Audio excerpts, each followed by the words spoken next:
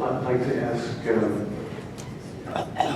Cantor Israel Singer and Rabbi David Seth Kirshner, as well as Cantor Jen Cohen and Rabbi Michael Peltz, if you folks could come forward.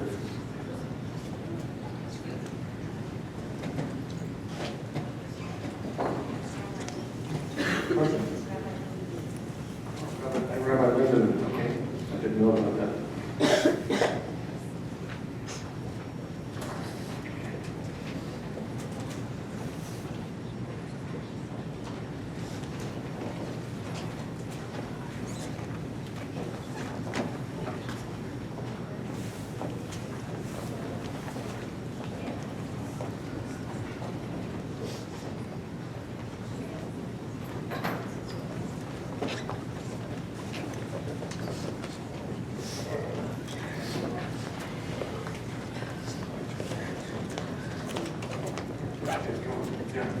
So, Cantor Jen Cohen, Rabbi Linden. Okay, good.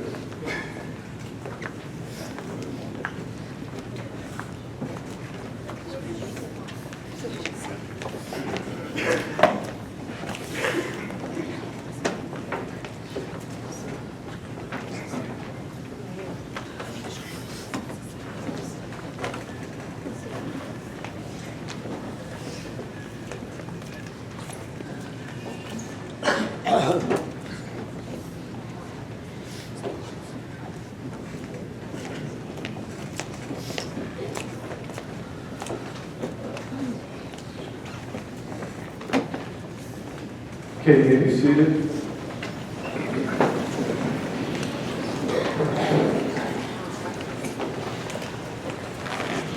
So we're going to begin our service calling upon Cantor Israel Singer and Rabbi David Seth Kirshner of Emmanuel in Gloucester. That's Felicia and David Shalom's congregation to chant and then the English of the 23rd Psalm.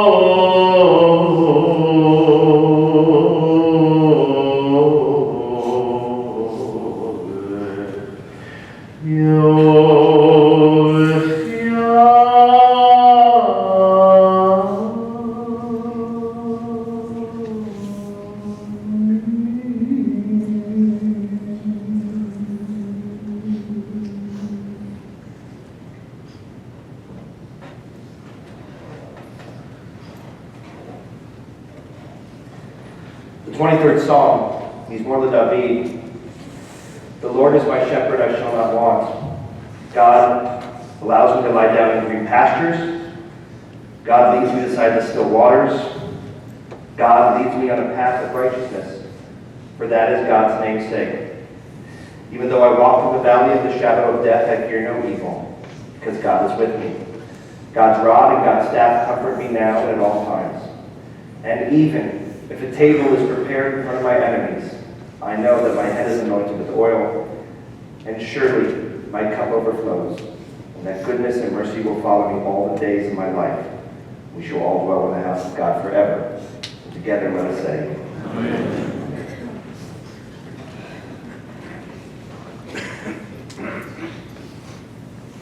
And Psalm 15, we call upon Cantor Jen Cohen and Rabbi Stephen Lindemann from Ann and John's congregation, Shalom in Cherry Hill.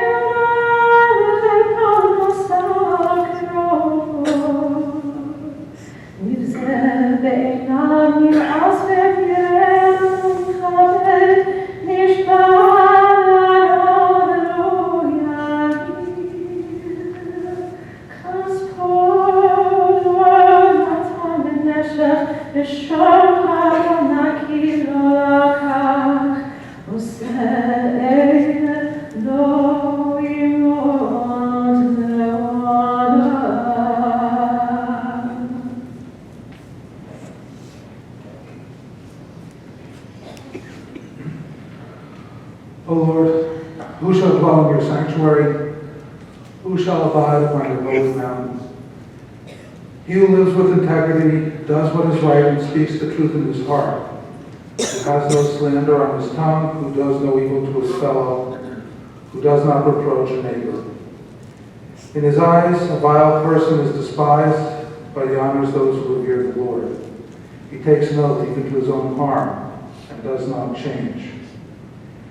He does not take a bribe against the innocent. Whoever does these things shall stand firm forever.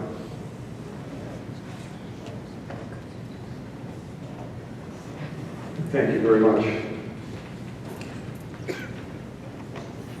Friends, we have come together sharing our profound sorrow to bid farewell to Nat Talbotville. We recall the profound blessings of Nat's life. We thank God for all that was so good and true in his life, and for the very precious memories we shall adore.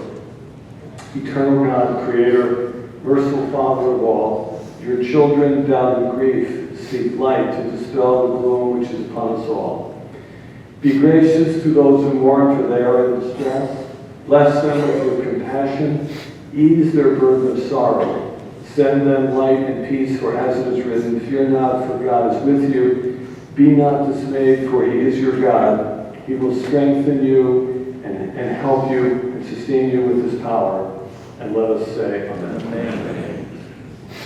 On these high holy days, we collectively stand before God for judgment, facing the ultimate questions. Where have we been? What have we done? In what ways must we strike out on a new path? As our beloved Associate Rabbi Ari Lucas explained this past Shabbat, the Satan, the Satan, not Satan as in the Christian tradition, but the prosecuting attorney on high, seeks to convict us in God's eyes.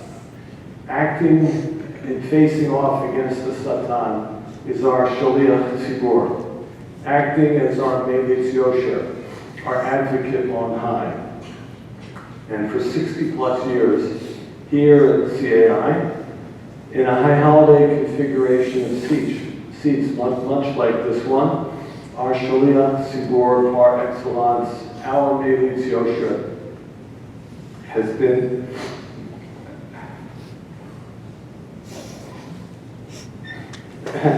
our irreplaceable man, Zichrono Livracha, Naftali Alt, Ben Shmuel, and Sister Cohen.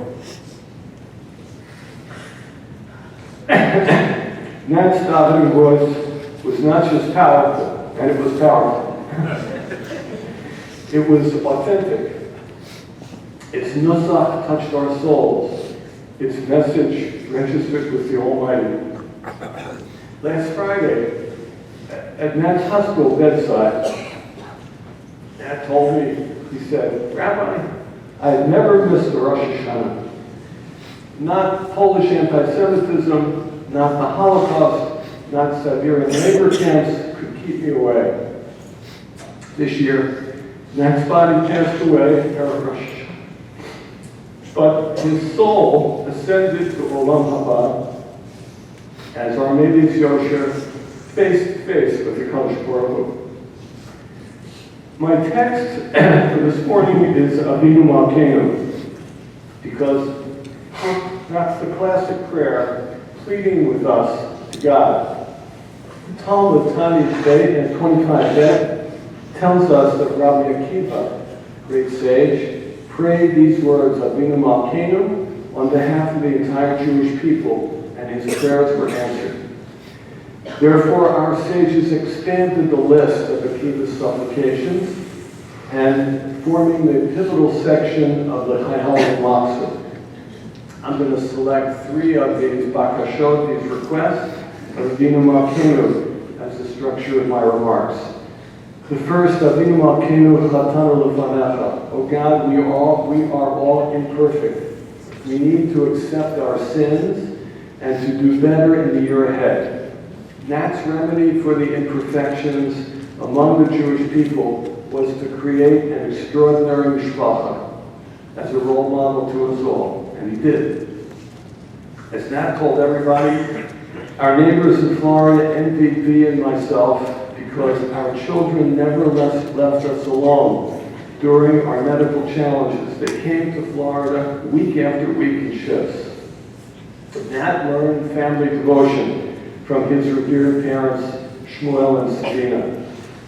He consciously modeled his life in accord with their exceptional Talmud felt Jewish values. Nat was a deeply devoted brother to his siblings, to Ike and Sylvia, to Rose and Julie, to whom we extend our sincere and deepest sympathies.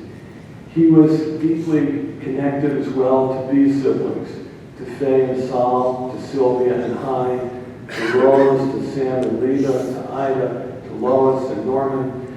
And he was a patriarch to his many, many nieces and nephews, grandnieces and grandnephews on both sides. We extend our deepest sympathies to all of you folks, incredible number of people. Ike's remarks will speak on behalf of the siblings.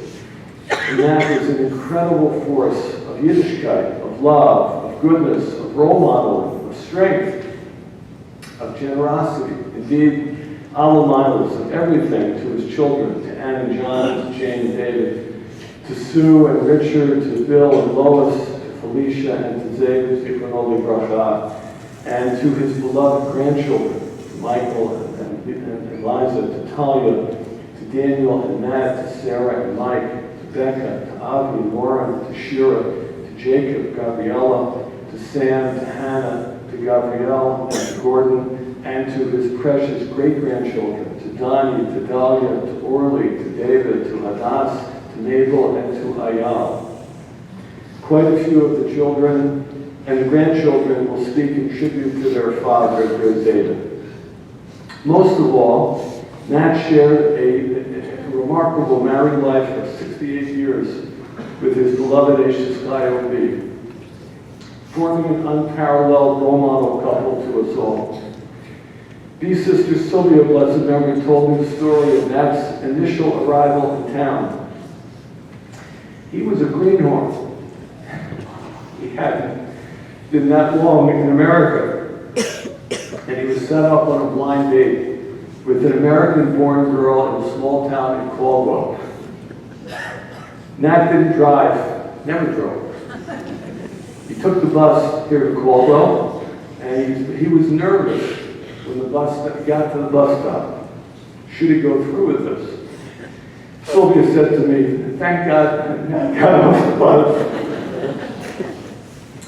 As Nat often said, with tears of gratitude and affection, Nat worked nights, all night, every day.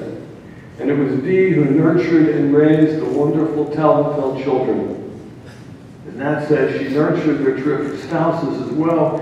She nurtured the many precious grandchildren and great-grandchildren. And so, Bee, lovingly with Nat, joined to be the matriarch and patriarch, the grandparents of our entire shul. Nat and Bee have given us limitless love and affection, telling of our simchas and crying at times of sadness. They will always remain the exemplary couple, the example of marital bliss and devotion. The second of the bakashot in Avinu Malkeinu that I select, Avinu Malkeinu Batel Machshavot Soneinu. For God, thwart the plans of those who seek to harm the Jewish people, like his revered father Shmuel, like the other members of the Talbotfeld extended family. Nat, a Holocaust survivor, was 100% devoted to protecting the well-being of Israel and of Jews throughout the world. He followed the philosophy of Jabotinsky, of Cherut, of Zionism in all of its manifestations, Ahavat Yisrael, love of fellow Jew above all else. Nat's deep passion for Jewish peoplehood and continuity has been evident in his remarkable generosity supporting projects inside Israel, pro-Israel groups here in the U.S., Jewish educational institutions like Camp Ramah, James Solomon Day School in Sharon, Massachusetts, conservative Jewish organizations like the Consortium Movement, and for building a micro-community of renown at the Shabbat and Yom Tov meals in the Talbotfeld home and that famous Talbotfeld sukkah. In tribute to this peoplehood component of Nat's life, the family has requested that we will later on conclude our ceremony with Hatikva. The last of the three bakashot that I want to emphasize was Avinu Malkeinu Batel Me'aleinu Kol Gzerot Kashot. O God, thwart any harsh decree against us. Nat's remedy to aid in this generic plea was to build an exemplary local Jewish community here in the Caldwells. Nat's role at CAI has been beyond the scope of my words today, but here are just a few examples. First of all, Nat as Gabbai. I see the drills. I remember vividly when you guys went to a shul when your kids were small, and one of your kids turned to you and said, "I see the rabbi in the shul, a different shul. I see the cantor, but where's the Nat?" There was nobody like Nat. He was not just our Gabbai. 60 plus years, he was Gabbai par excellence. He did so with love and lollipops, with Torah comments, and yes, with interrupting and correcting Rabbi students. He always did so with a smile and a gleam in his eye. In the process, Nat raised a proud generation into Yiddishkeit. Generation after generation of proud Jewish adults, like our new president, our Shul Gil Wiesenek. And when we decided, thanks to the generosity of Ben-Avi and Gladstein, to dedicate our chapel to the Taubenfelds, they were receiving people in the Taubenfeld chapel, we knew that Nat was too humble to agree to be honored. So we approached our partner in mitzvah, B. B persuaded Nat, to our great benefit. As I stated on the first day of Rosh Hashanah, Nat was the heart of our shul, heart Jew, spiritual Jew, par excellence. He was a revered CAI past president, Major Balstaka. He donated generously to meet our needs, even before we thought to ask. Michael Bressman, our development director, is here. And Michael asked people for money. He could never ask Nat for money, because Nat would walk in the door, give him money, and say, ask other people for money. As just one among countless examples, when Rabbi Ari Lucas was hired to be my associate and soon-to-be successor, even before we approached donors for our two rabbis' fund, Nat immediately donated $5,000. He said, we must support our new rabbi-to-be. As a visionary, he always was seeking ways to make Caldwell into the best shul we possibly could be. In recent years, he came forward to push us to sponsor concerts and special events, major events, to bring credit to our shul. The Rick Rack concert for Hanukkah, the 613 a cappella group for Yom HaAtzmaut, at a time when we were blessed to honor Nat and Dee. Rabbi, he said, I want to bring all ages together. I want to keep CAI on the map as the first class synagogue that it is. The Taubenfeld family has requested that donations in loving memory of Nat be sent here to CAI to a new Nat and B. Taubenfeld Special Events Fund to keep Nat's vision alive into the future. Nat was our most amazing davener. He did so with kavanah. When I arrived in town, people told me CAI is a unique shul. It has Rabbi Ur, who davened beautifully in his own right, and then the cantor in the congregation, meaning Nat.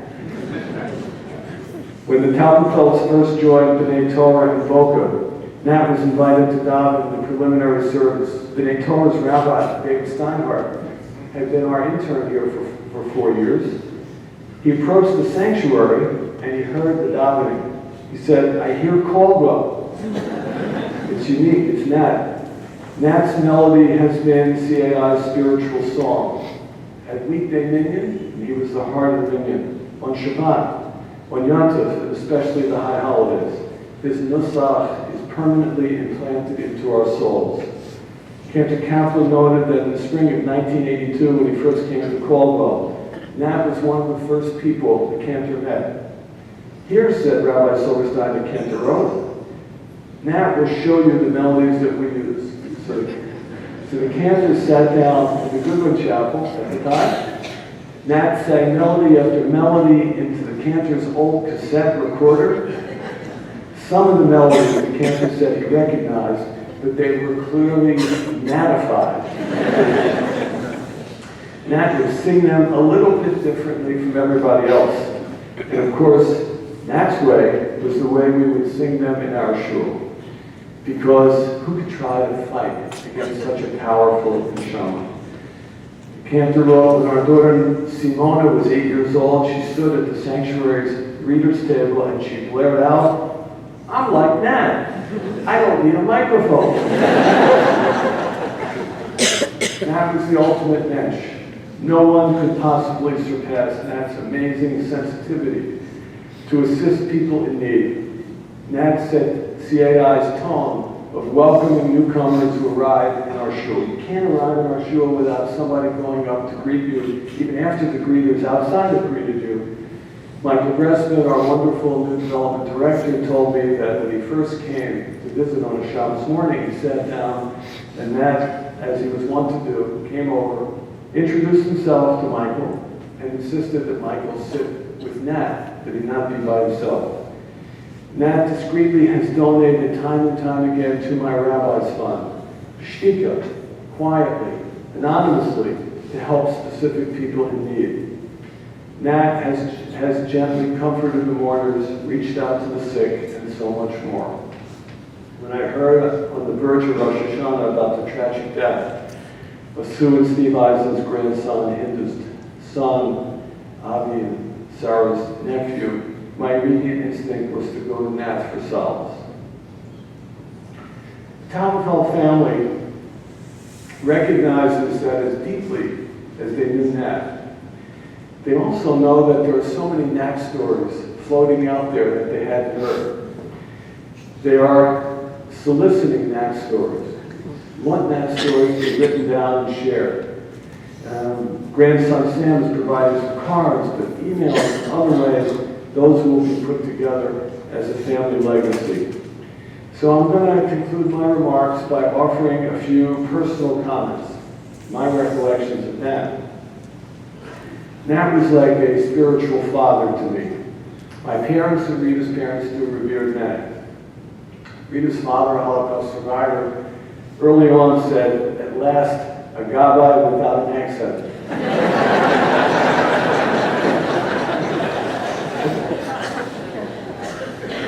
The Silversteins and the Neufelds were all moved by Nat's authenticity, his piety.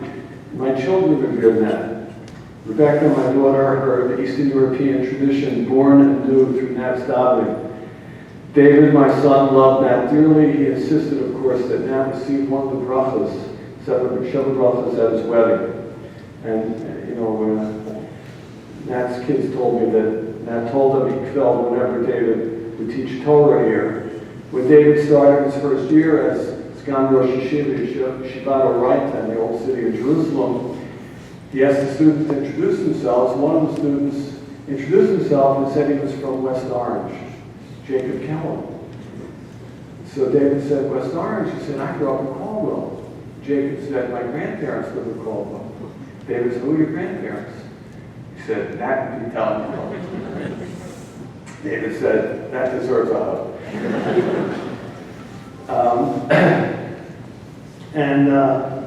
In addition to that, Rita, of course, felt so powerfully connected to our Nat, voice of the survivors.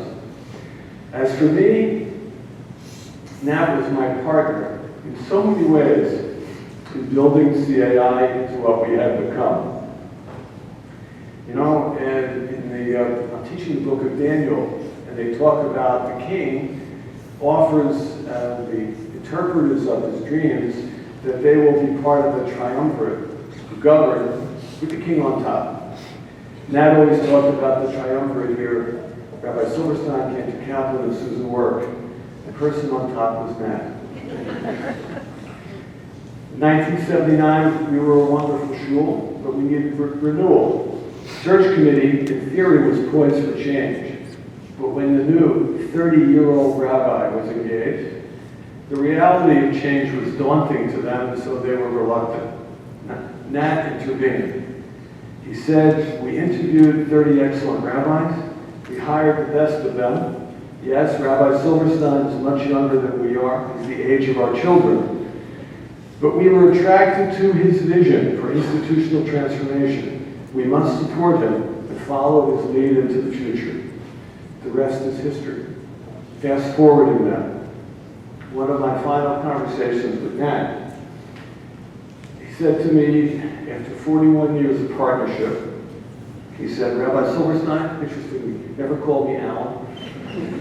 "Rabbi Silverstein, I'm so proud of you. You had an inspiring vision for our shul, and you brought it to fulfillment.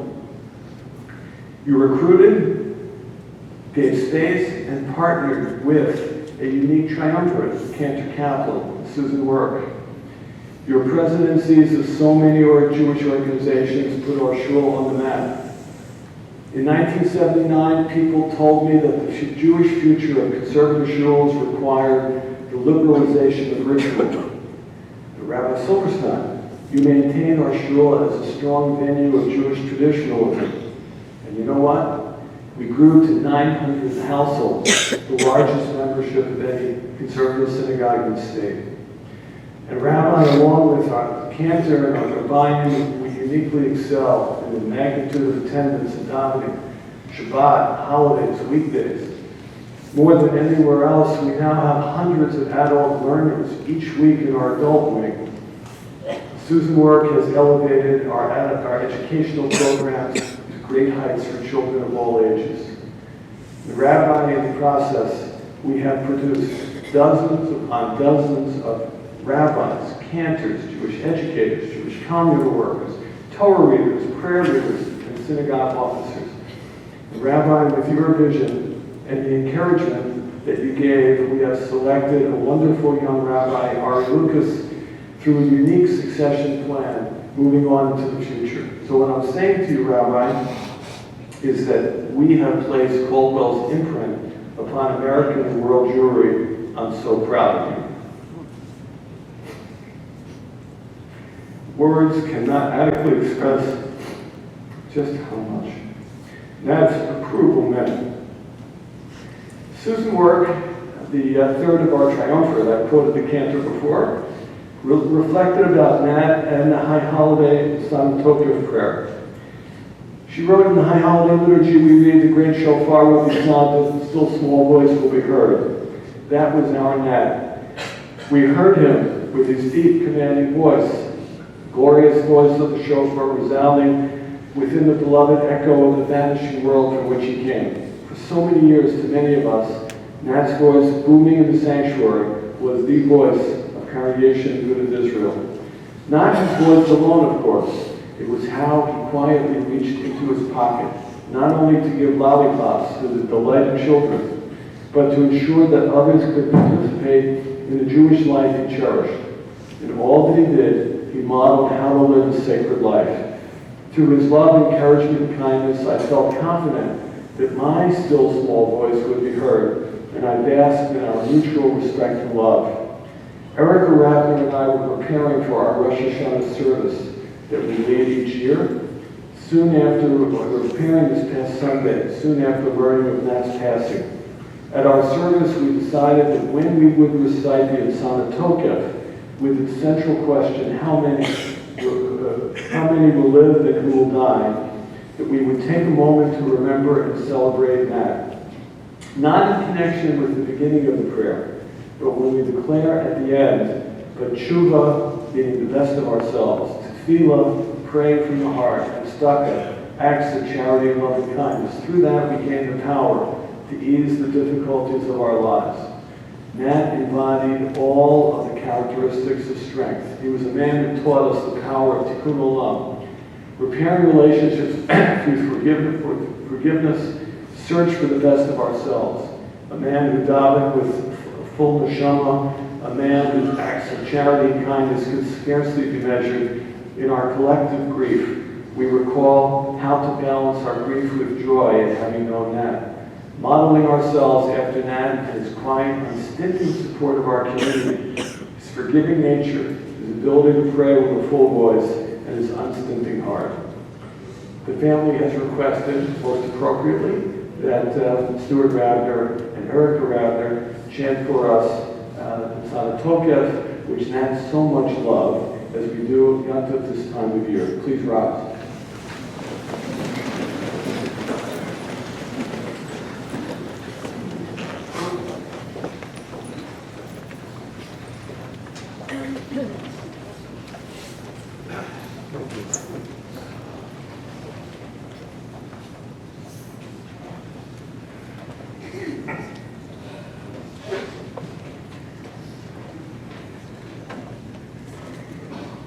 Monet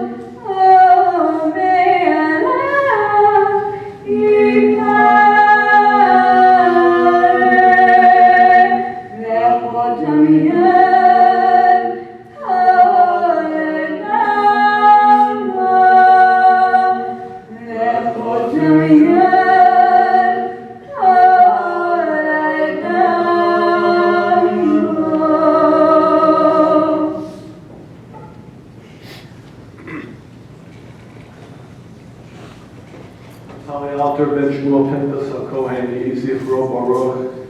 May the memory, the example, the inspiration of Matt's life remain as a source of blessing. And let us say amen. Amen. May be seated. At this point, we're going to call upon family speakers. So first we have Matt's children, then in-laws, and then grandchildren, and then Mike's children who will speak on his behalf.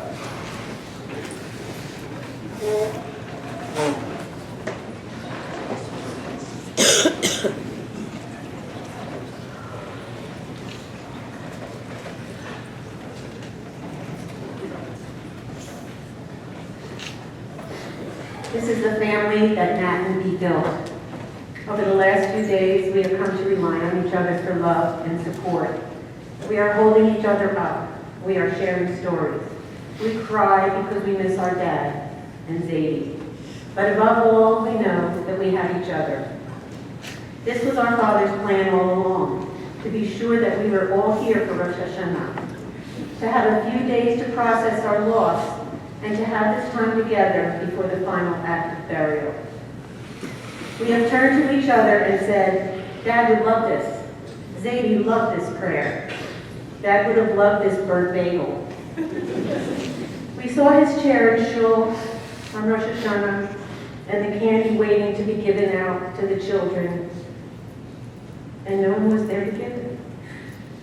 We lost it. It was not just a lollipop. It was an encouraging smile. It was a look that said, I'm so happy to see you in shul. And did you know that you are the future of the Jewish people? That is how our dad thought. What is good for my community? It was true that if you wanted to catch up with my father, you would have to meet him in shul or at work. But this was the fuel that kept him going. This is the lesson he gave to us and to his grandchildren. Be present, be generous, give of yourself. When I was a little girl, sitting in shul with him, he would encourage me to sing loud and proud. What, are you afraid to catch a cold in your mouth? At that time, I thought he wanted me to daven with a strong voice so God would hear me.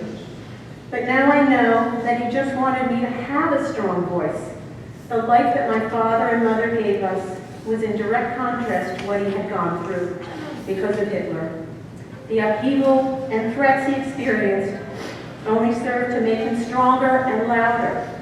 Another time in shul, some neighborhood kids were knocking on the side doors during services. My father stood up, opened the door, and chased them all the way down the street. No one was going to mess with him or members of his shul anymore. He wanted us to be safe, to always have food in our homes, and to be able to be Jewish without fear. He worked so hard to provide for us, and then worked just as hard davening and volunteering as he helped to build a Agudas Israel into the shul it is today. So thanks to my father, my voice is strong. Thanks to our Father, your voices are stronger. Our painful, unbearable loss is shared with all of you, his loving community.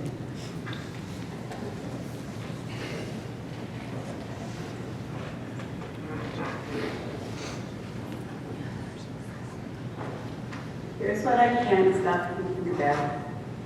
Was David there waiting for you there?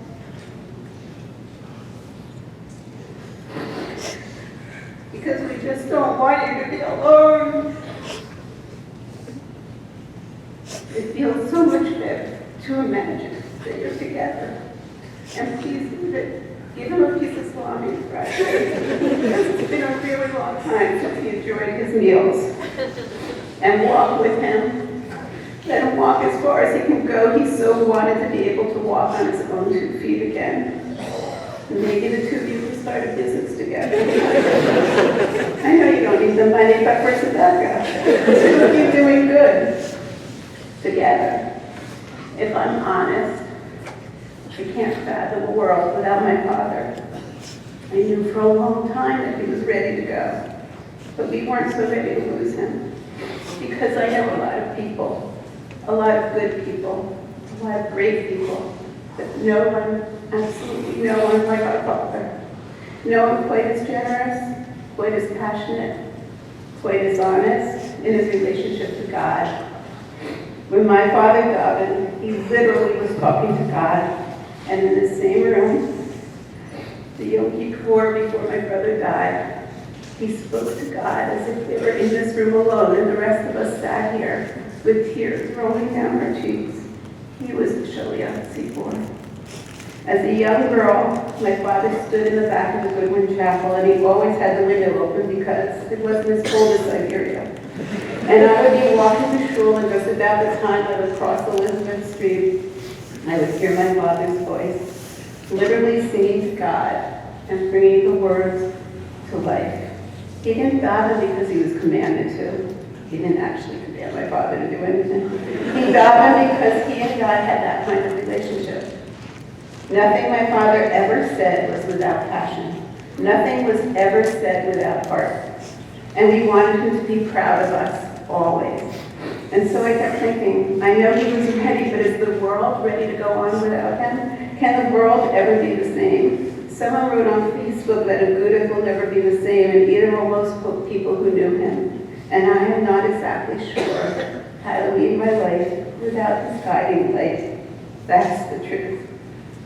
My favorite story that I've told 100 times about my father happened on the 50th anniversary when Ike rose and my father came, and we were at my cousin Alan's house. My father said, when it's cold outside and you're sitting in your house nice and warm, that is not the time to thank God. That's the time to make sure someone else is not cold. I keep telling that story because it so depicts my father. We've tried to make the world better, we've tried to make a difference, but it will never be the same, and I guess that's what I'm feeling the most. It will never be the same. Even in the last few days, we were hearing stories over and over again, stories of how my father helped someone we didn't even know, a story we never even heard. And I have a feeling there are hundreds, maybe thousands of stories like that. One man, huge, unfathomable impact. My father loved to say that when my mother walked in the room, she was the most beautiful person there, and he really meant it. We were so lucky to grow up in a house with parents who truly loved each other and built their lives together and made each other better. I thought everybody's house was like that until people told me it wasn't true. We laughed so much in our house growing up. And look around, children, grandchildren, great-grandchildren, and community. We're all in this together, trying to piece together the world my father helped create. I have to mention Israel because it was in his blood. He wanted to live in Israel so badly, but his father wouldn't let them go from one war to another. And I think he was meant to be here. He was meant to spread Ahavat Israel. When I was a little girl, Mrs. Word told me, Lima is not a Hebrew name. Go talk to your father and get a Hebrew name now. I told my father, and he smiled, and without thinking, he said, your Hebrew name is Bat-Ami, just like that, daughter of my people. My father, Israel, tied so deeply together. There's a picture in Maine of my father davening, underneath the American flag on July 4th. Many of you have seen that picture, so symbolic of my father in every way. His country, Judaism, Israel, all together. Here's my promise, Dad. I'm going to give tzedakah every chance I can. I'm going to help those who need me. I'm going to love a little more and try a little harder as a person and as part of the Jewish people. Even though I'm not as outgoing as he was, an understatement, I will try to approach people and welcome them. And I will continue to love and think about you every single day of my life. And I will see you and my grandchildren who will always, always love their baby. When my brother died, I told my father, it doesn't mean that we'll not be happy again. It's just that happiness will not be quite the same. It's not that we won't laugh again. It's just that it won't be with a full heart because of that hole that now exists. And now and again, I imagine we will be happy again. I imagine we will laugh again, but I know it will never be the same. I carry that hole in my heart forever. I want to just quickly thank my sister Sue for all that she did over the last few months, and we couldn't have done it without her.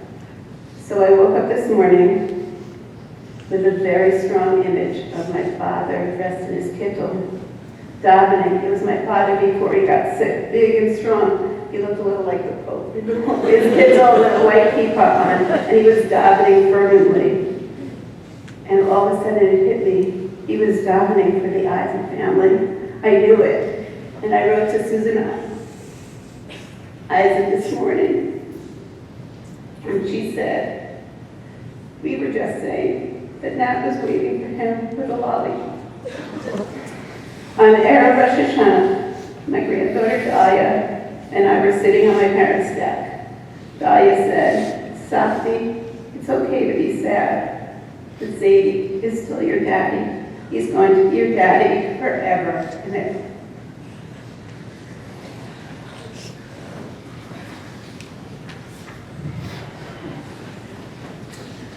Before I begin, I'd like to thank our dear Lolly for all that he did with treating our dad with such respect, dignity, and love. You really gave him back so much. It was really robbing him at that time. Donna, you were there for us every step of the way to help in any way that we needed, from the minions at Inglemore to the visits and being our liaison for others to visit. We know that it was truly a labor of love, but we could not have done this without you. Thank you to the CAI community, from Karen Eisenberg that drove my dad to shul every morning when he was well enough, and to all that came to visit to share our Torah, blow the shofar. You helped get our dad through a challenging time, and he really cared about each of you. Over the last few days, I've gone over in my head what I want to share about my dad. Quite honestly, it's hard to get past the last 4 months when his health declined so drastically. It was hard to see the strong, independent man I knew have to rely on others to get around and to do simple tasks. I always thought that you were larger than life, but in the end, you were my incredible shrinking man. My dad had so much determination and drive. After his heart attack in May, I turned to the doctor and said, my dad is a fighter, and I hope that he has a lot more fight left. And then I corrected myself and said, actually, my dad is a survivor, and survivors have a lot of fight, and they know how to survive. I recall hearing stories about my dad as a young boy before the start of World War II. When he was 2 or 3, he got kicked in the head by a horse. It was at the time that they added Alta to his name so that he would live to an old age. Even though he lived to 91, I so wanted more time with him. My dad was a bit of a banditt as a child in Poland. He took the family's horse and wagon and gave a bunch of kids a ride. All went well until my dad took a wrong turn. The wagon ended up in the lake. I guess that was a precursor to the failed attempts to drive a car. The war robbed my dad of his teens. He grew up quickly and took the lesson from my buddy, who at that time said, from now on, no one is going to wait on you. You're going to have to do things for yourself. My dad took that lesson to heart and risked so much for his family. He would sneak out at night and go into the fields to gather wheat so my buddy could add a little to their meager rations. He also told the head of the forced labor camp that if they took a truckload of potatoes a few towns over, they could trade it for salt. Not only did he bring back the salt to the camp, he was also able to smuggle enough back to help his family. He was always taking risks to help his family. My dad said he learned to always look to the future and not to look back and cry over possessions that they lost. Some of my best memories were spent with the whole family, either long weekends at the Brown Hotel or 2 family trips to Israel that my parents took us on.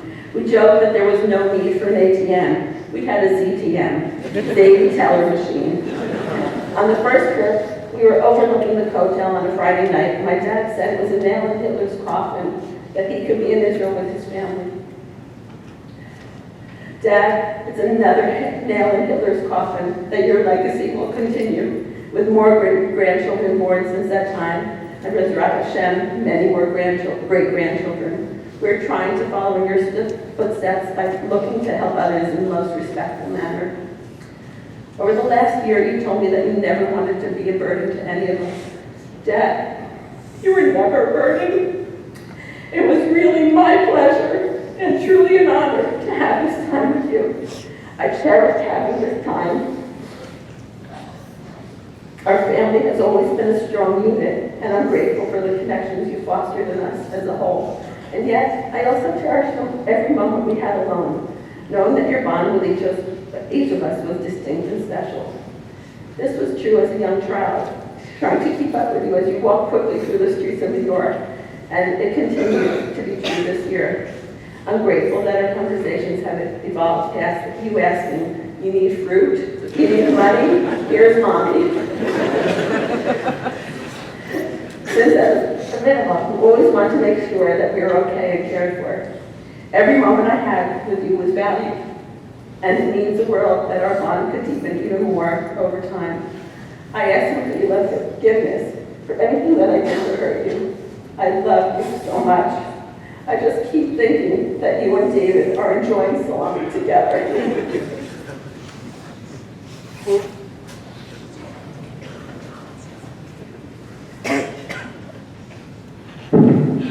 Over the last few months, my dad has been in and out of the hospital and rehab.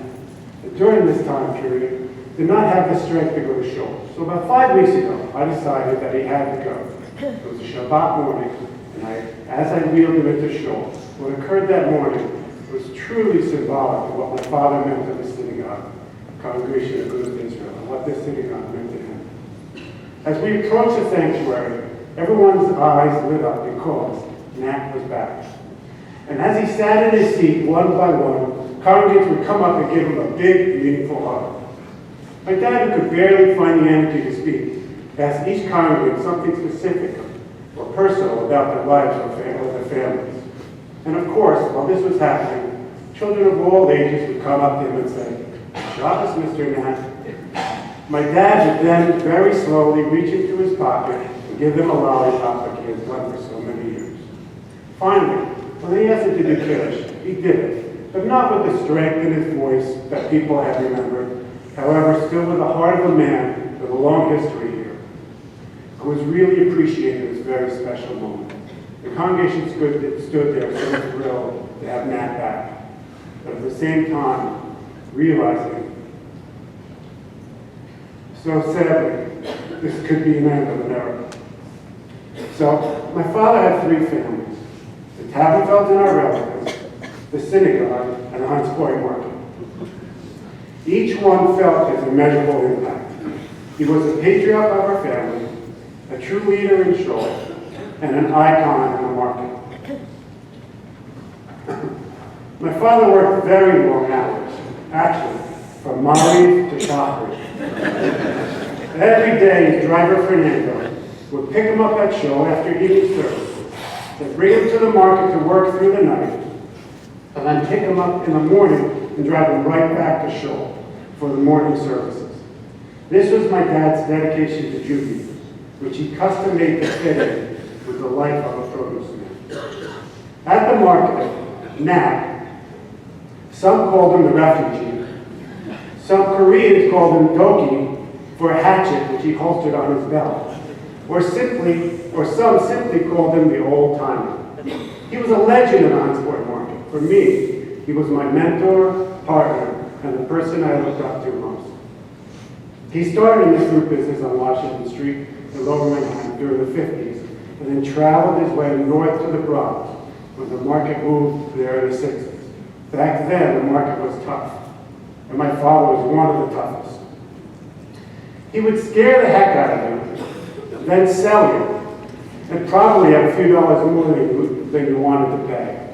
But customers always came back because they trusted him, which built his reputation and the business that I still run today. In the early days, there were no heated sales booths like the ones we have today. There were just big industrial cans that were fired up with either wood or coal for guys like my dad who spent all night on the freezing docks.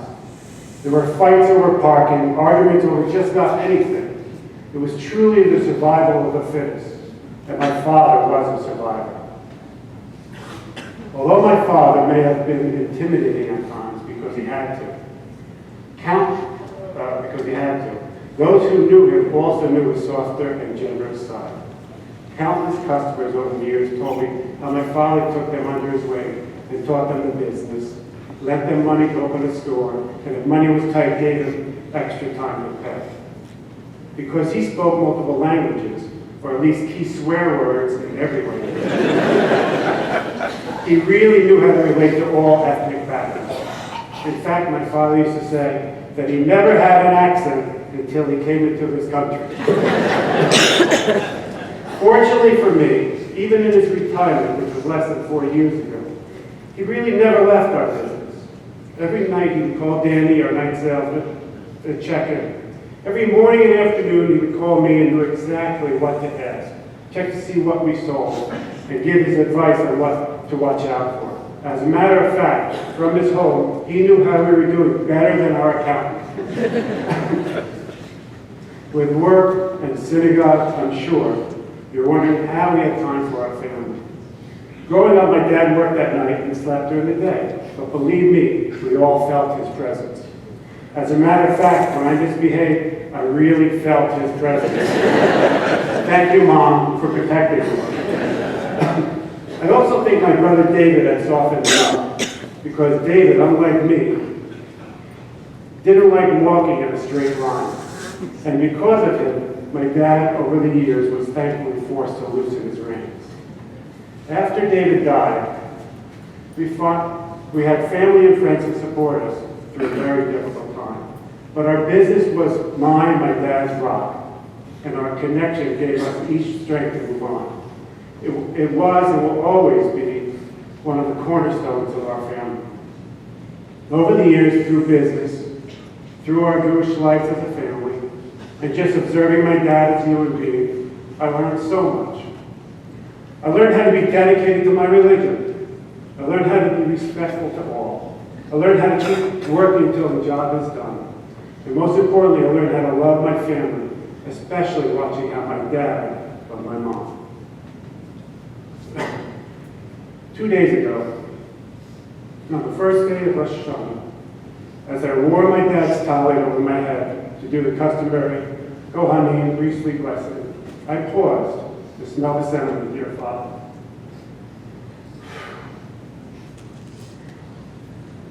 I felt his presence and wanted to savor that moment for the man who made me who I am. And the day before he died, he whispered something to me. Make sure you know the Kiddush for Rosh Hashanah. Knowing that I'd be the one to carry on his legacy. Then he paused and said, you know it. Yes, you taught me well. I love you forever.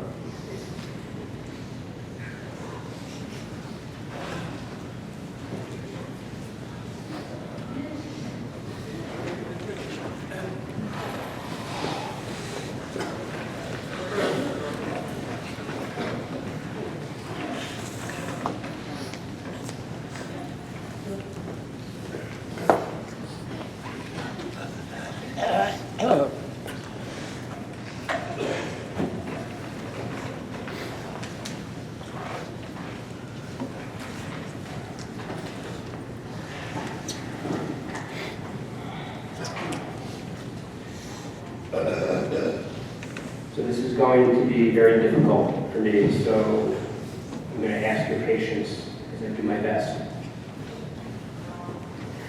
I consider myself very fortunate to have married Jane and become a member of this family.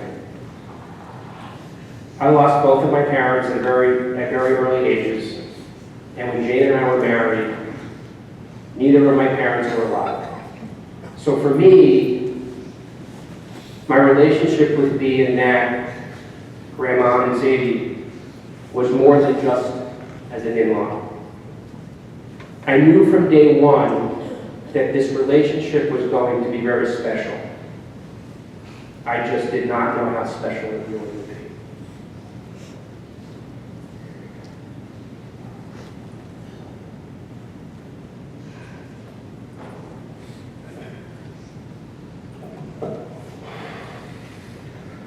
I know I speak for all 5 of the sons and daughters-in-law, John, Richie, Lois, Felicia, and myself, when I tell you that we are not just in-laws, we are considered one of your children.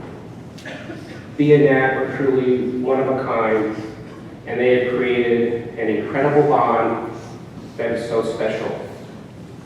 Look, every family has their stuff. It's human nature. It's what makes the world go round. If you need to seek out an example of the gold standard, look no further. Dad, Zadie, had a resounding impact on multiple generations within his family, and I mean his extended family and in his communities.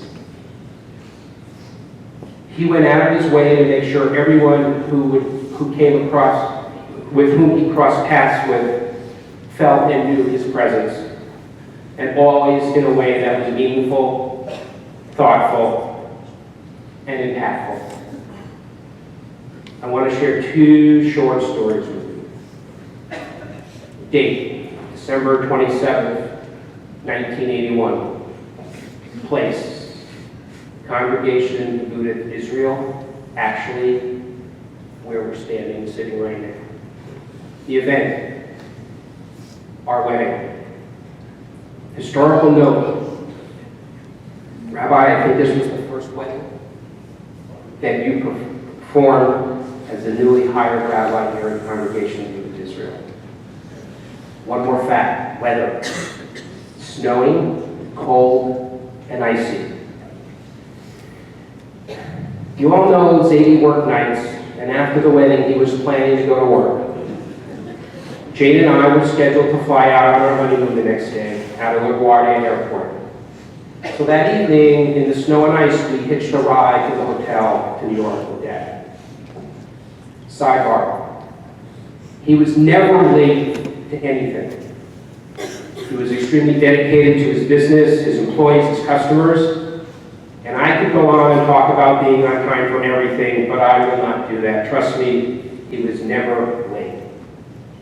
Due to inclement weather that evening, we were stuck in traffic, and he knew he was going to be late for work, and that was not going to work for him. He needed to find a way to resolve this problem. Somewhere on the way, he asked his driver to pull over. He told us he didn't want to be late for work, and he asked us to get out of the car, take our luggage, take a taxi to the hotel, and handed us $20 for the cab.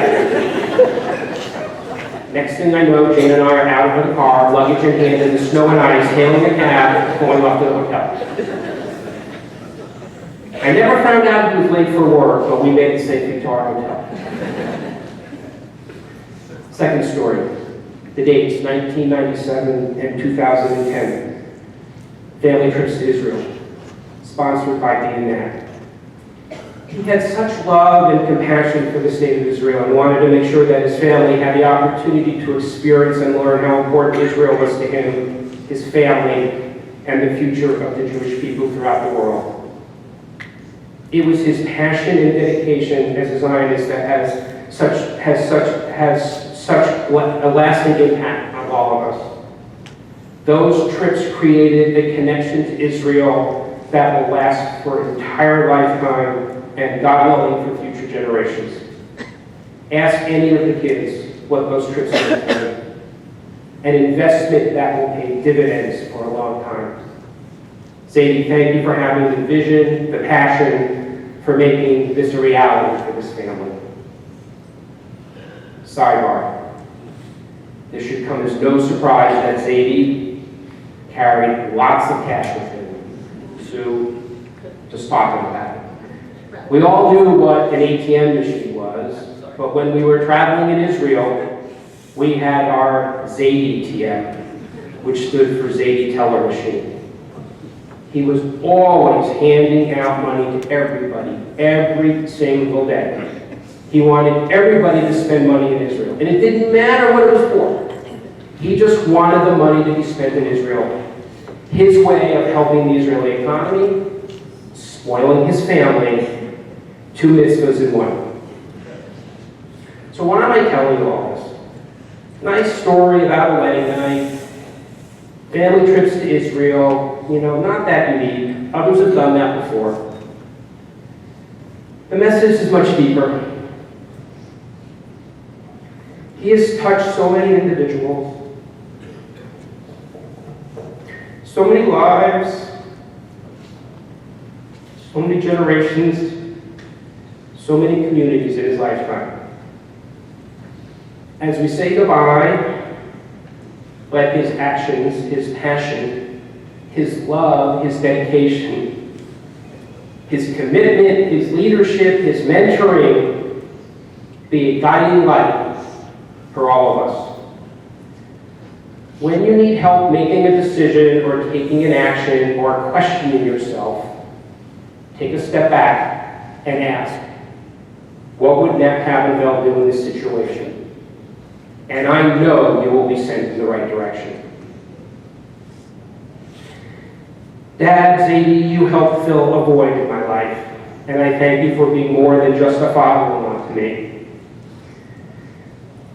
You helped me by setting an example of what it means to be a leader, a volunteer, a philanthropist, and a mensch.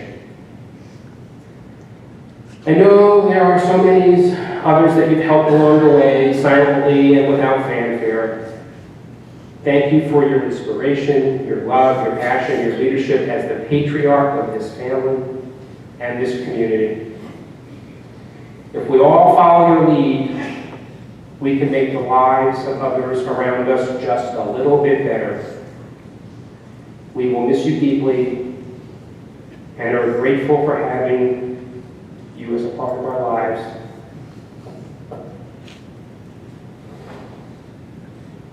May your memory be a blessing to all.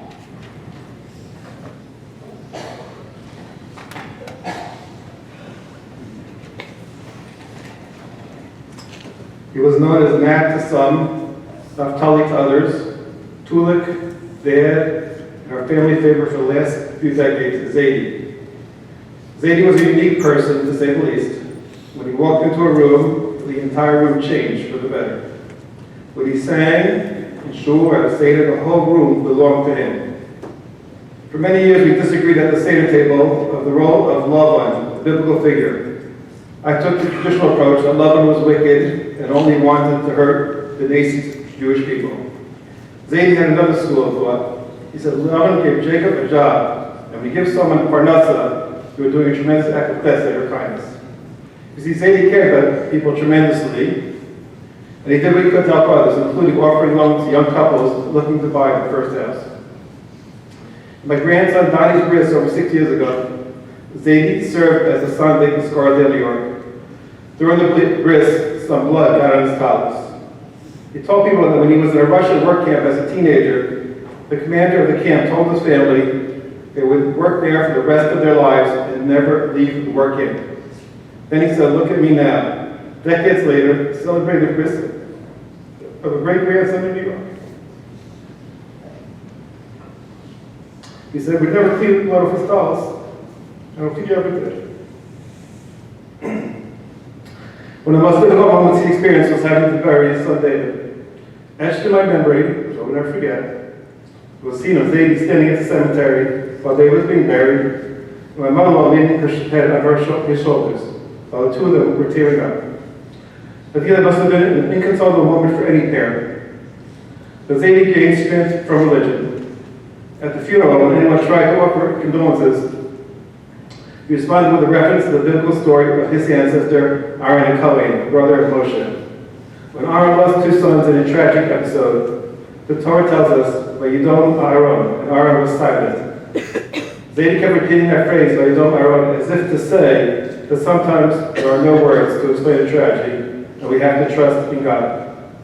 I think the ability to relate this tragedy to the biblical story gave him great comfort and strength. Each day, for the last few decades, as I prayed the Shema Esrei, I focus on two phrases in the Modim Bracha. The first is, Achayenu Amsurim Biyadecha, for the lives that we committed to you, God. When I recite this phrase, I would thank God for protecting close family members and friends who are elderly or sick and need God's extra protection. Sadie, of course, was on that list for the last few years. And aside the second phrase, for the souls that we entrust to you, God, I keep in mind those precious souls that have left this world. Well, I've kept in mind many over the years. The only three among the deceased that I consistently keep in mind when I cite this phrase are my own father, my own mother, my brother David. Now take it to pray that God never will protect us all.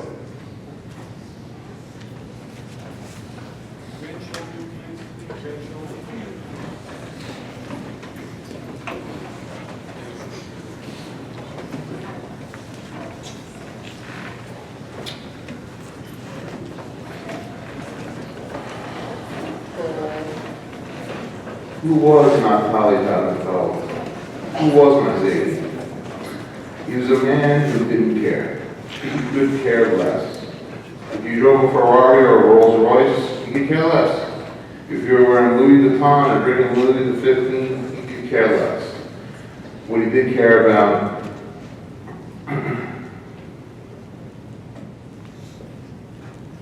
was children's Todd services. What he did care about was the show. He cared about you, the congregation, and the fundamentals of the Jewish community.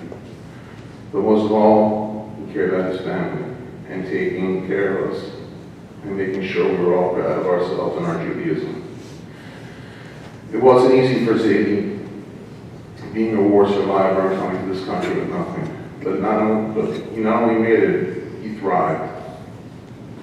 5 kids later, and many grandkids and great-grandkids later.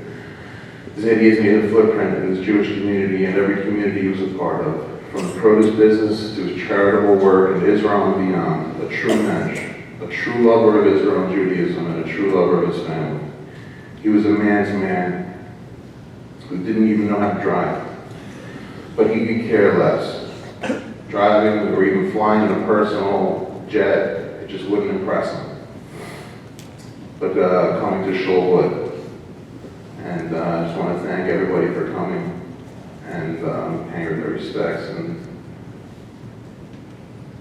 I miss him terribly.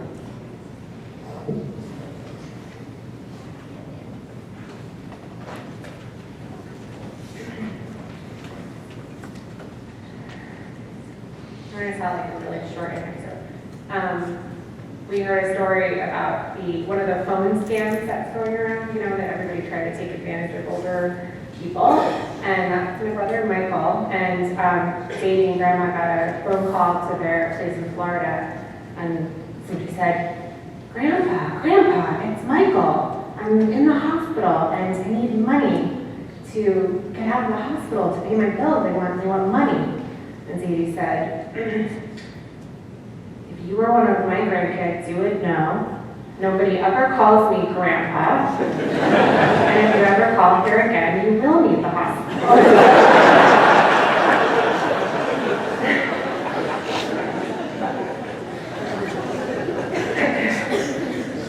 So sitting in shul on Monday, we all heard the words Trua several times during the shofar blowing. For those who don't know, it's the one that sounds like Zadie blowing his nose.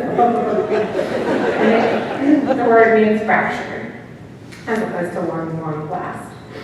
And when I heard about Zadie's passing, I think that's how I felt, and that's how we all felt, fractured. And when I think about our family members living all across the U.S., it brings back that word again, we're fractured all over the place. And Zadie was like our shofar. He called us back from far and wide to join together again. And you're here today, you loved Zadie. And more than likely, he loved you too. Sorry, I lost my place. What drew us all to him was that he cared about us without agenda, other than that you were a mensch, that you tried to be a mensch. And that's it. love Hashem, do acts of tikkun olam, give tzedakah if you can, and if you can't, here's a couple bucks. His life and example made us all love him and be the best version of ourselves, and want to be the best version of ourselves. And in his memory, that's what I will say.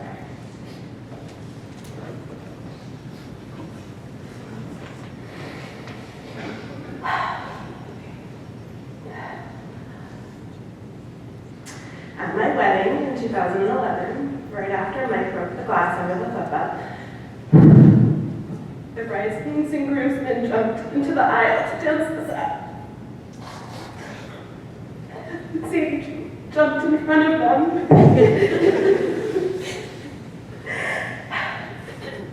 and danced right in front of me and Mike all the way down the aisle.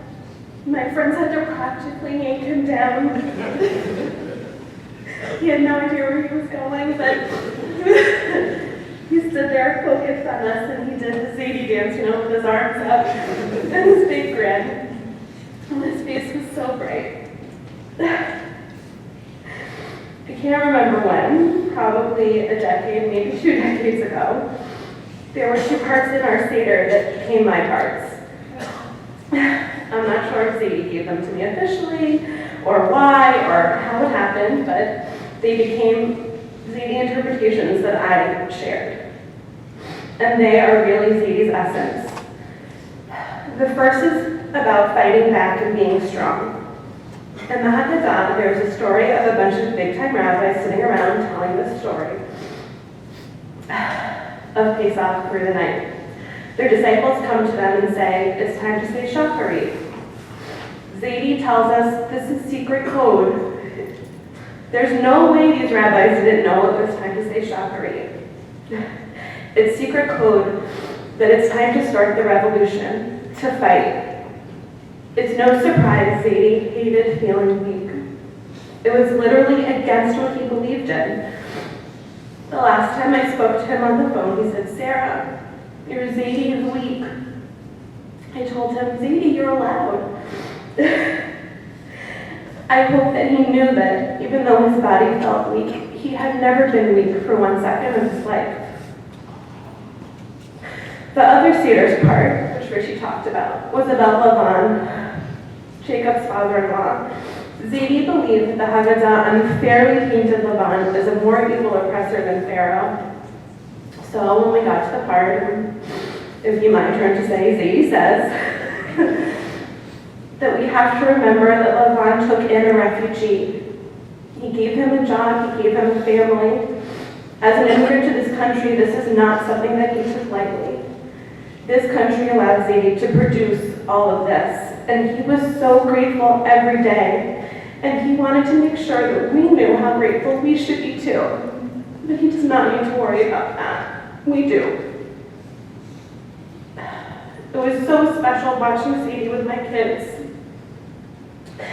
His tears when Dahlia first started speaking Hebrew and singing Birkat HaMazon and Mosey. His smile when Hadass would FaceTime and say, hi Zadie, Shabbat Shalom.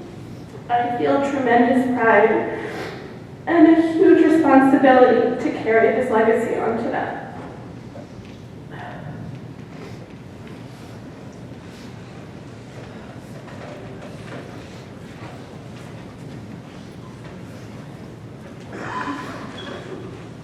I have written remarks, but everything that people have said has made me realize that each of us has so much of Zadie in us.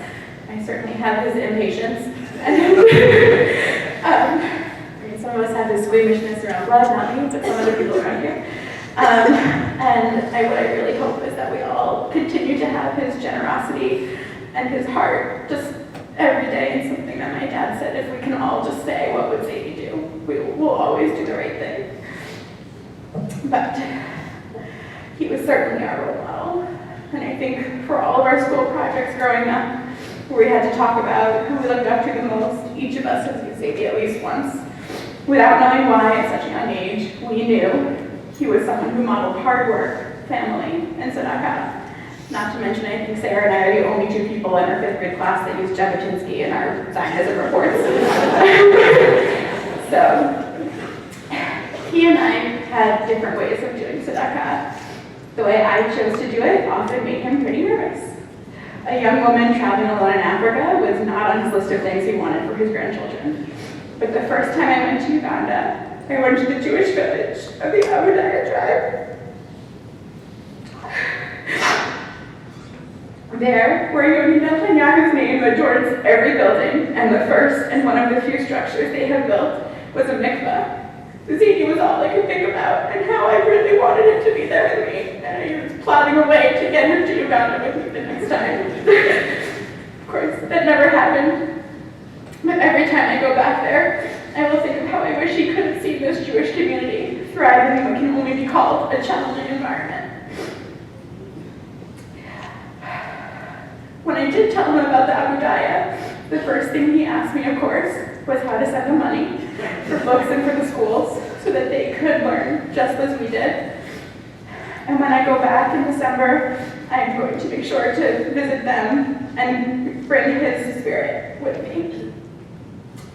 He was tough, and that's true. Similar to not wanting me to be alone in a foreign country when I wanted to work at the market, that was truly a no-no. No girls allowed. When I took him for one of appointments when he was being treated for his cancer, he sent me through multiple doors to separate me from the radiation to protect my future babies. I was lucky to have been someone who could protect him from time to time. I'm honored that he trusted me to take care of him when I could. And over the last 8 years, always on call to remind anyone when he was at the doctor of every kind of therapy he ever had. Once when I took him to a checkup at the Baskins, they asked, "What kind of cancer did you have?" He looked at me, shrugged, and said, "Rebecca, do you know?" I filled him in and went through his diagnosis and treatment, and ever since I've been that tap of knowledge for him. We could pretty much all go on for hours telling stories like this, and we probably will over the next 7 days. But instead, I'm going to stop here and just tell you all to please do 2 things and think of Zadie when you do. The first is to make every relationship in your life unique. He was the role model for making every person in his life feel special. It's something he taught my mother, and Sue, and Billy, and our beloved David so well, and they have taught us as well how to do the same. And the second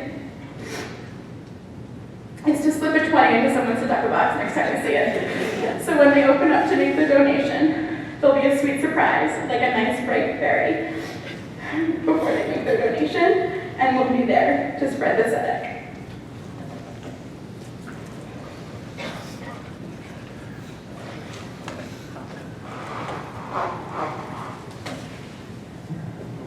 Several weeks ago, I sat with my grandfather in the hospital. And in typical form, we quickly delved into a deep conversation. This particular conversation was about leaders and the connection between leaders and their communities. Needless to say that my grandfather was a leader in every sphere of his life. The ultimate patriarch. This conversation made me reflect on what it was about him that made him such a leader. And the theme that I thought about again and again was that of strength. It seems as though this trait permeated each part of his life, from Poland through his final days. In my own life, I regularly witnessed the strength of his moral convictions. Not a family event would go by without my Zadie telling the family about our obligations to care for those less fortunate, to use our privilege and positions of strength to help others. He could command a room with his powerful messages, and his actions were even stronger than his words. I have a memory from my younger brother Jacob's wedding. His groomsmen were being a bit rowdy, let's say. And this is a group that many skilled educators have struggled to contain. And simply by beginning to speak, and with no prior relationship to this group of guys, he immediately captured their attention and spoke to them about the power of friendship, drawing from his experiences in Poland and recalling the ways in which the war stunted his childhood friendships. They still talk about the strength of his words to this day. And of course, the strength of his singing voice always left lasting impressions. It often felt like the power of his prayers were unparalleled. But I think more than anything,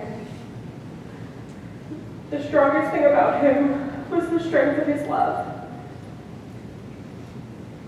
I adored catching my grandparents in moments of strong, shared love. My Sadie quietly checking in on my grandma during a Passover Seder, or holding hands with her on the plane during takeoff and landing. And I personally felt his love always, and I will carry that with me forever. And so as we grieve this tremendous loss, I search for strength for my whole family and this extended community that was without a doubt part of my Zadie's heart and soul. On Rosh Hashanah, the Jewish New Year, celebrated over the past 2 days, we recite a prayer. Hayom Ta'atzenu. Today, may we be strengthened. I can't imagine a more fitting prayer as I mourn the loss of the strongest man I've known. And I hope that our family and the larger communities can find strength in the memories and his legacy.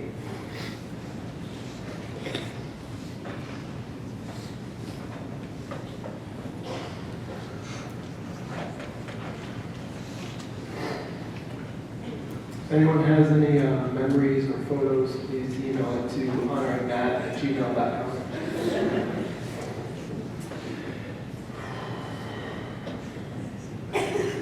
Every year that I go down to Florida and visit my grandparents, one of our traditions is to have dinner at Ben's Kosher Deli.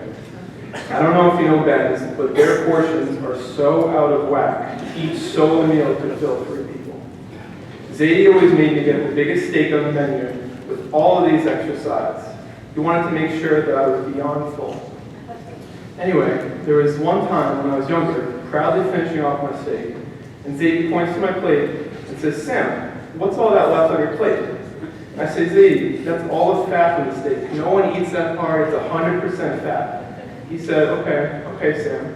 But then he proceeds to call over the waiter, and he's like, "We'll take that to go." This is not about Zadie always wanting everything eaten on the plate. It's more about with Zadie, no matter what experience you are having, everything needs to be complete. Whenever you see Zadie in person, you'll know when it's your birthday. You'll know when your next basketball game is, when your next test is coming up, or your next interview. And with 5 kids and 12 grandchildren, especially at his age, it is truly special that he could be in the know with everyone.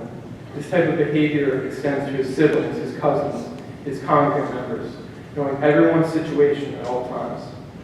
But what I think was even more important with Zadie was he always wanted to make sure he took away something from an experience we had in our life. When I was fortunate enough to go on a trip to Asia, he didn't want to see the thousands of photos I took or the funny stories I had. He wanted to know what I learned. I was caught off guard. I told him I learned about these different great temples, waterfalls, different foods I ate, and of course kosher, and the great people I met. And he still said, "Sam, I still don't get what you learned." So I went back to the drawing board. I came back a few hours later, having a response all prepared. I said, "Zadie, I learned about the various cultures and religions, the widespread poverty and sickness, and the traditions and practices that people follow, similar to how we follow ones in Judaism that keep our community strong." I went on and on and thought that this answer would suffice. And Zadie said, "Sam, what did you learn?" I had enough at this point, but it was what Zadie really instilled in me, to always dig deeper into what I do in life, never go through the motions. Even with his daily occurrences for 50 years of going to shul, going to the market, speaking to his family, he treated every interaction as important and with passion and really pushed people, especially myself, to go the next step.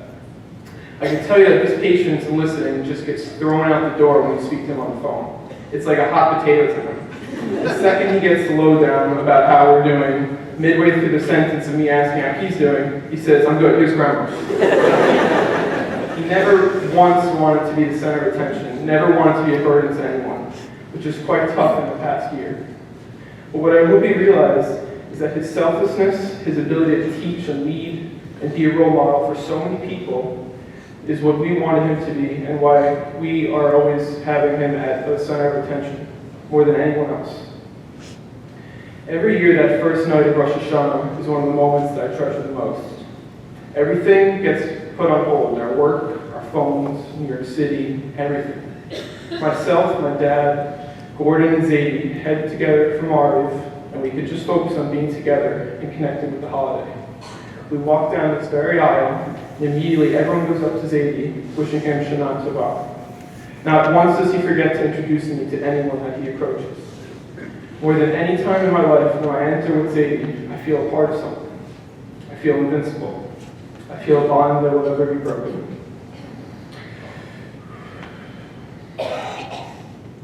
And this year, just 3 days ago, when I walked in with my dad, Gordon, and there was no Zadie, it was really hard.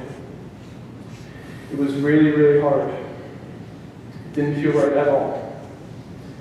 But you know, when I sat down and sat where we always sat, I closed my eyes and I imagined every amazing moment that I had with Zadie. I thought about the times I built his sukkah growing up with my best friends, throwing the corn stalks and bamboo on the roof. I thought about the time when he introduced me to tzedakah, giving $20 every time he saw me to donate to charity. I thought about when we brought an entire jackfruit and how he cracked his dentures just because he thought he could eat the entire thing. Once again, thinking he could get everything on a plate. I thought about when I tried teaching him how to record the World Cup soccer game on TV, which was a complete fail. I thought about when I played him in ping pong at the Raleigh Hotel, made that hotel rest in our heart. I thought about when he beat me 5 times in Jinromi. I also thought about how he had a closer bond with my grandma than I've ever seen between 2 people. I also thought about the last time I was in Florida last November, just myself, Grandma, and Zadie. He sat me down on his porch, and he told me how blessed he was to have survived and come to America to start such a beautiful family, and how much he believed and trusted our family in continuing the Tattenfeld legacy of caring for others, giving for others, and always being there for others. Every year I'm going to walk into the synagogue, and while his beautiful voice won't be chanting any longer, his soul, his passion, and his love for everyone will always be there for us.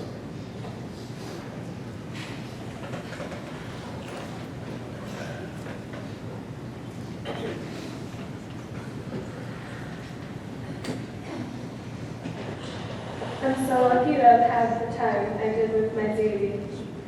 Not only was he the cutest grandparent in the world, but he was the most incredible, generous, nurturing, and hardworking person I've ever met. He was so proud of each member of the family he built, and he wouldn't let any of us forget it. I could tell him I ate a mango, and he would tell me he was proud of me.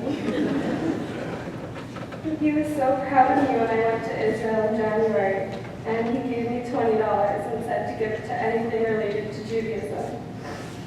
Growing up, I always knew that my family was special, and I now know that it's because we all descended from such an extraordinary man. These last couple months were not easy to watch, but I know that Zadie's with my dad now. And they're both watching over me and all of us.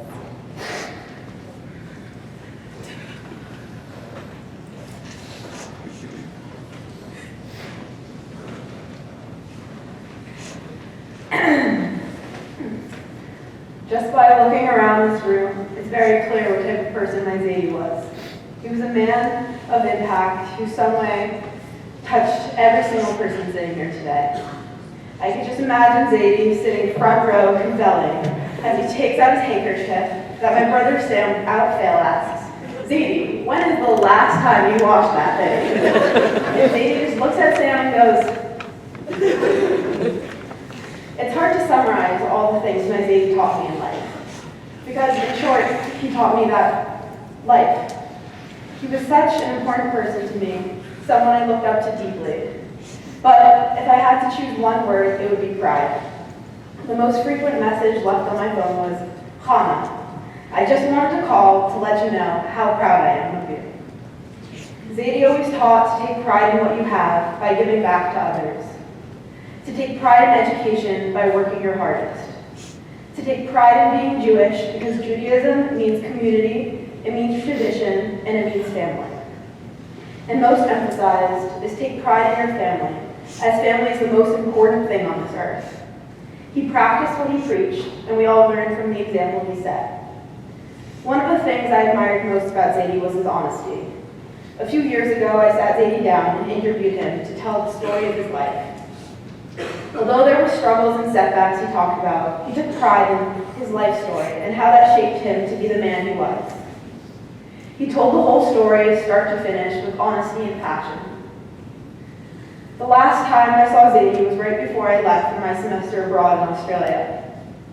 His parting words to me were, of course, about pride. He told me to remember what I had learned at Camp Vermont, to be a leader and respect my Jewish heritage. And all throughout my travels, I was thinking about Zadie and what he had said. As I went from country to country, I sent postcards to keep him and Grandma up to date and remind them that I was thinking of them and all they've taught me. I kept in mind what he told me before I left, trying to spread his messages around the world. In honor of Zadie, I ask you all here to take pride in who you are and tell the ones you love that you are proud of them every day. I know that Zadie will be here with us, not only through every graduation, at every wedding, or while the 100th grandchild is born, but also when I wake up each morning, when I shut my eyes every night, and most importantly, when I walk around with my head high, because of my Zadie, I take pride in being a Calvin Club.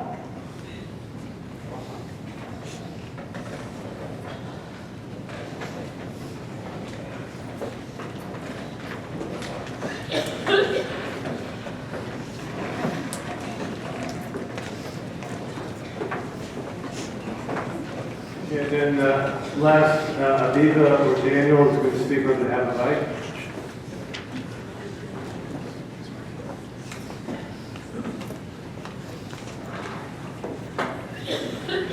So these words were written by my dad. I touted Nat's brother, who called my father every single day for years. I have a brother.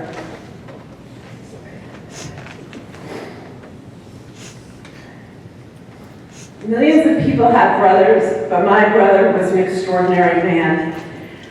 I knew my brother for 90 years. We literally went through hell together, but I never saw him shudder from fear. On the contrary, I remember him bringing his chin forward fearlessly, as if to say, bring it on. I'm ready to overcome all difficulties, and he did no matter what.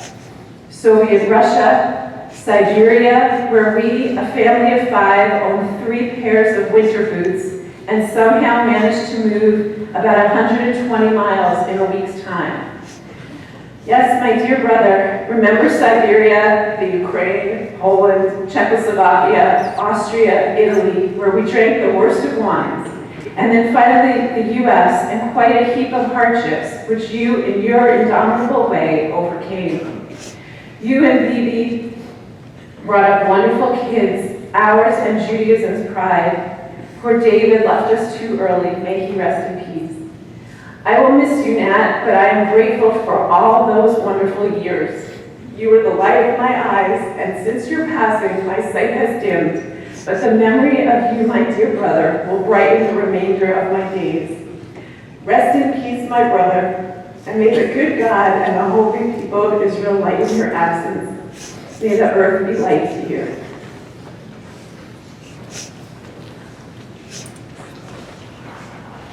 Please rise as Cantor Kaplan chants the Hail Mole, the Lord of Prayer.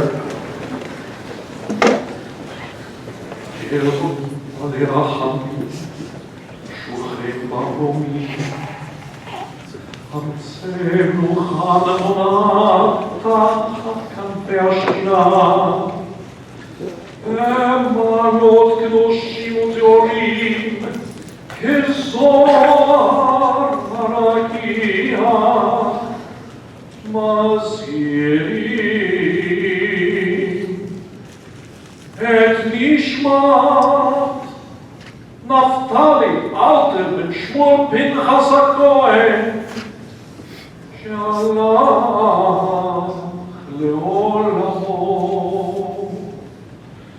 Began Eden Began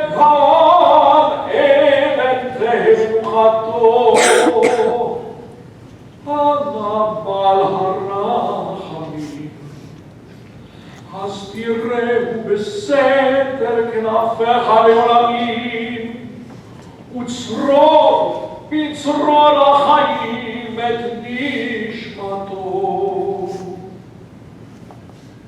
אדוני הוא נחלתו, וינוח בשלום על משכבו, ונאמר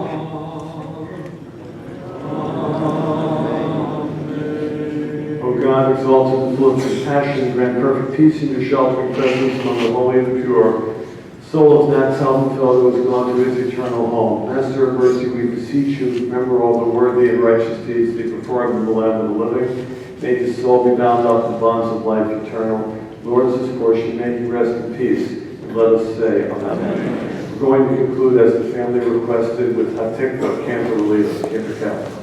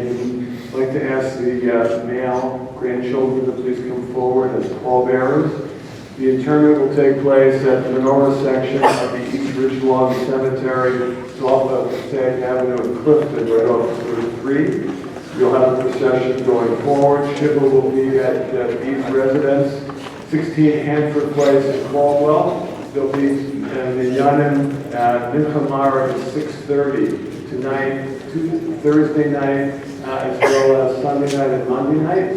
In the morning, 8 a.m. That's Thursday, Friday, Sunday, and Monday. And